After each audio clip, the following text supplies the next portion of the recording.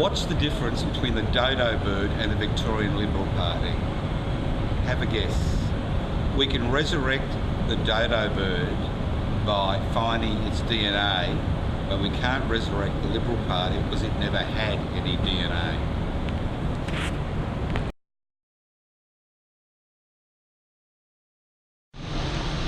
Right, you've just seen 104 Exhibition Street in Melbourne. Prime real estate, sold for about $37.5 million. You may not know this, but this was Liberal Party headquarters for over 50 years. So why would an august organisation like the Victorian branch of the Liberal Party actually have to sell their headquarters? Well, the Victorian Liberal Party is in a lot of trouble. And that trouble revolves around the fact that it has been taken over in the last 12 months. Now, the Victorian Liberal Party was basically a branch of the IPA, the Institute of Private Affairs. They like to call themselves Institute of Public Affairs. And over the last 20 years, they've used the Liberal Party as their personal fiefdom and had many of their people pre-selected in safe Liberal seats. Now, what happened is the small L Liberals were driven out of the party, out of the branches, and the IPA types, the neoliberals, the deregulation, privatisation, globalisation, corporatisation elements have had the Liberal Party all to themselves for the last 20 years, and they have had a great time imposing their neoliberal policies on Australia. And the Australia we see today has no resemblance to the Australia we had 40 years ago. We've seen public assets sold to the private sector for a peppercorn price. We've seen deregulation and the brought back in Royal Commission, and the Royal Commission on nursing homes, which is going on at the minute, shows you what happens when you deregulate industries and allow organisations whose major responsibility is to their major shareholders to dominate those industries.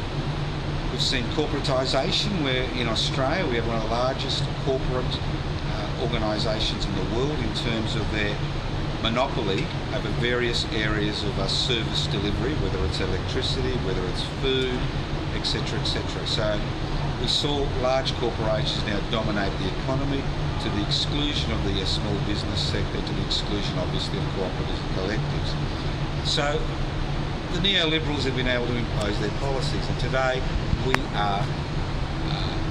are reaping the rewards of the seed that was sown on stony ground.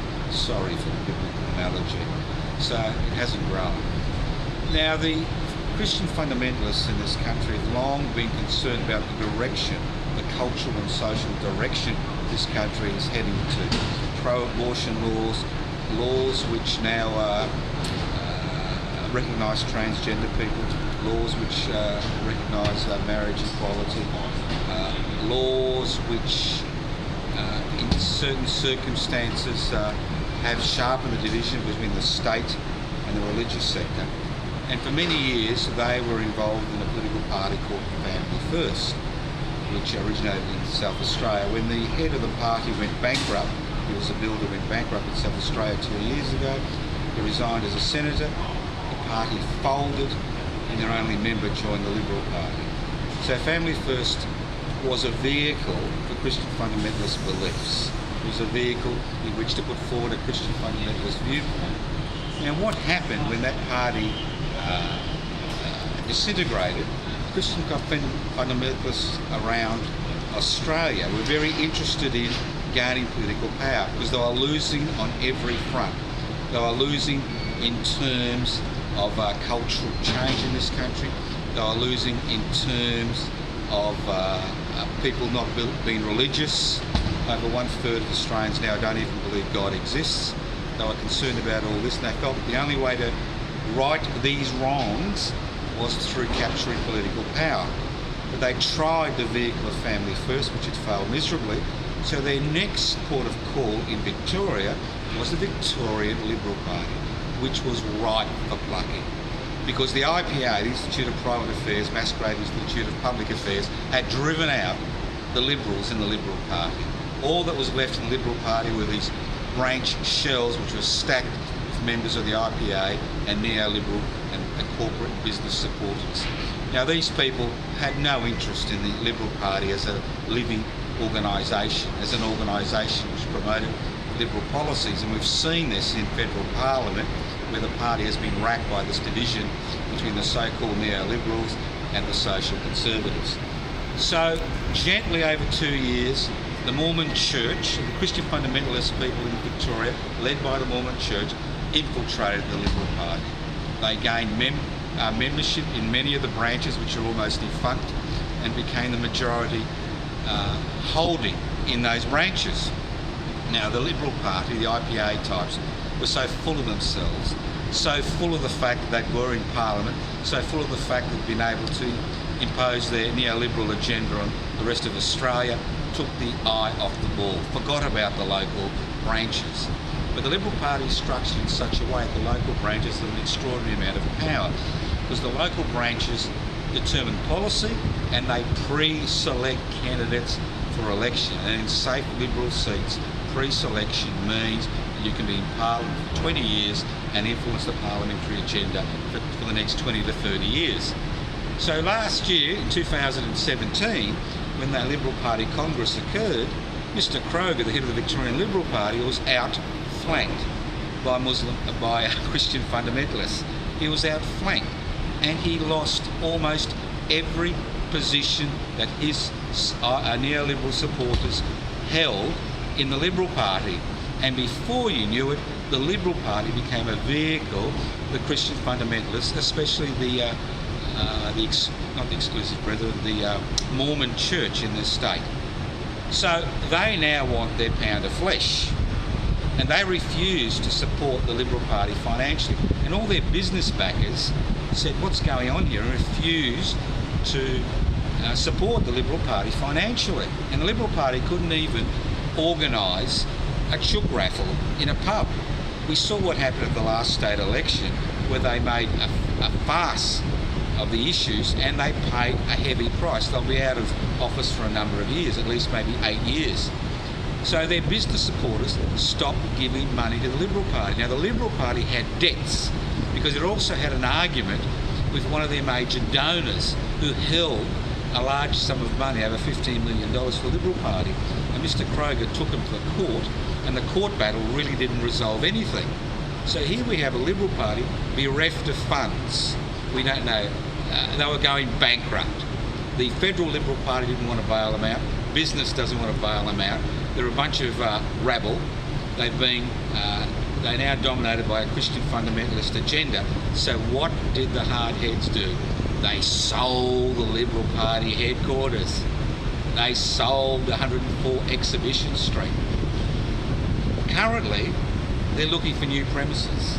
I don't know where their premises are. I'd love to know where their premises are. So if you know where the Liberal Party is now headquartered in Melbourne, please let us know, because we'd like to pay them a visit and raise a few banners and tell them that it's time they disbanded as an organisation in Victoria. Because the Liberal Party is nothing like the Liberal Party which was created by Menzies in the late 1940s. Now, Menzies would be turning in his grave.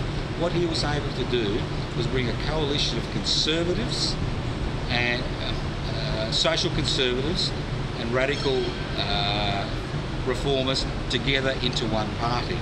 And for many years, the Liberal faction of the Liberal Party actually dominated policy initiatives to some degree. Now, the party is conservative financially, neoliberal, and socially, its policies are based on the idea that there is only one way of living. There is only one way that is right, and that everything else should be outlawed. So we are seeing a huge crisis in this party, and I'd be surprised to see them win 2, maybe 3 seats in Victoria at the next state election, because they're tearing themselves apart, because nobody with any brains would bother to join the Liberal Party today. So we can thank Mr Kroger and Mr Kennett for their warfare over decades for the destruction of the Liberal Party. Their neoliberal policies have been found to be wanting. Their social policies belong in the 19th century. And as far as I'm concerned, the only difference between IS And the Liberal Party in Victoria today, as IS believes in beheadings, the Liberal Party in Victoria believes in enacting legislation to stop people going about their everyday business. So if you know where they're headquartered, please let me know. I'm dying to find out where they are. We used to demonstrate outside the headquarters the Wednesday Action Trip once a month. We are looking for their headquarters. This is your job. If you live in Melbourne, I don't care where you live in the world, you can live in California, Russia, find out where they are, tell us where they're hiding so we can go and visit them and look after these poor people, because they really need some help. We need to see some Liberals injected back into the Liberal Party, because the way they are, they will wither on the vine and disappear for all eternity.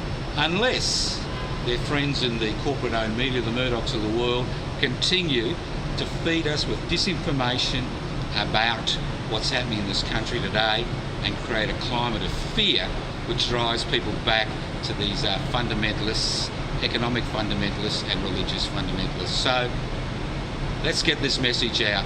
Let's not believe there are alternative facts, because there are no alternative facts, there are only facts. And the fact is they are in a hole, and that hole is growing bigger by the day, and we want to find out where they are so we can actually pile the dirt on the hole and bury them for all eternity.